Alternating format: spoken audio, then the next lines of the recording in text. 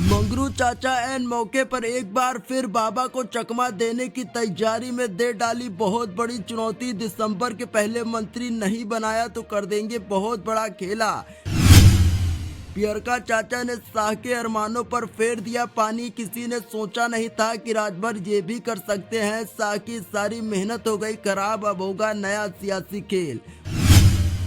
उत्तर प्रदेश की सियासत के मंगरू चाचा यानी ओम प्रकाश राजभर ने एक बार फिर अपनी धारदार राजनीति का परिचय देते हुए सबको हैरान कर दिया है। इस बार सुभाषपा प्रमुख ओम प्रकाश राजभर ने एक ऐसा खेल कर दिया है जिसने लखनऊ में बैठे बाबा मुख्यमंत्री से लेकर दिल्ली में बैठे बड़े मालिक तक को सोचने पर मजबूर कर दिया है। सबसे ज्यादा चिंता का विषय तो शाह के लिए है, क्योंकि शाह ने ही मास्टर स्ट्रोक खेलकर ओम प्रकाश राजभर को अपनी जिम्मेदारी पर दोबारा एनडीए में शामिल कराया था और उनको संतुष्ट करने का सारा दारोमदार शाह ने अपने ही कंधों पर लिया था। और जब से राजभर एनडीए में शामिल हुए हैं तब से ऐसे कयास लगाए जा रहे हैं कि ओम प्रकाश राजभर को उत्तर प्रदेश में मंत्री बनाया जाएगा, लेकिन घोसी उपचुनाव के नतीजों ने मंगरू चाचा के इन सपनों को चूर चूर कर दिया था।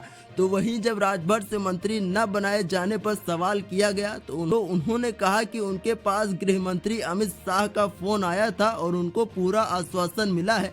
और उन्होंने ये भी संकेत दे दिए कि अगर वो दिसंबर में मंत्री नहीं बन पाए तो वो एक बार फिर अपनी पहचान का परिचय देते हुए फिर से बड़ा खेल कर सकते हैं। और उन्होंने इशारों में ये भी कह डाला कि इंडिया गठबंधन के बहुत से नेता उनके संपर्क में हैं और 2024 के लोकसभा चुनाव के पहले इंडिया के साथ मिलकर वो बड़ा खेल कर सकते हैं और मोदी शाह समेत योगी को पूर्वांचल में तगड़ा झटका दे सकते हैं, क्योंकि पूर्वांचल ही एक ऐसा किला है जिसको भेदने के लिए भाजपा हर वक्त पसीना बहाती रहती है।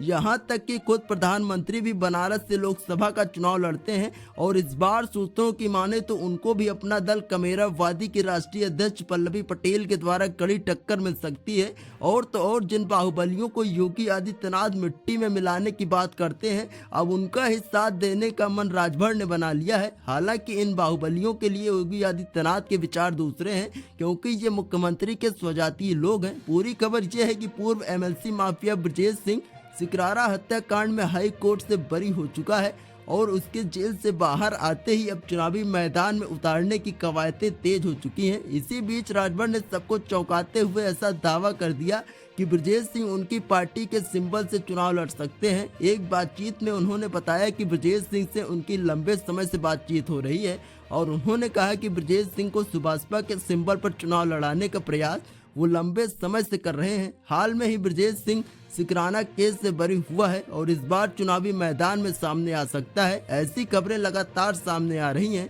अगर ऐसा हुआ तो राजभर की वजह से एक बार फिर भाजपा सवालों के घेरे में आ जाएगी।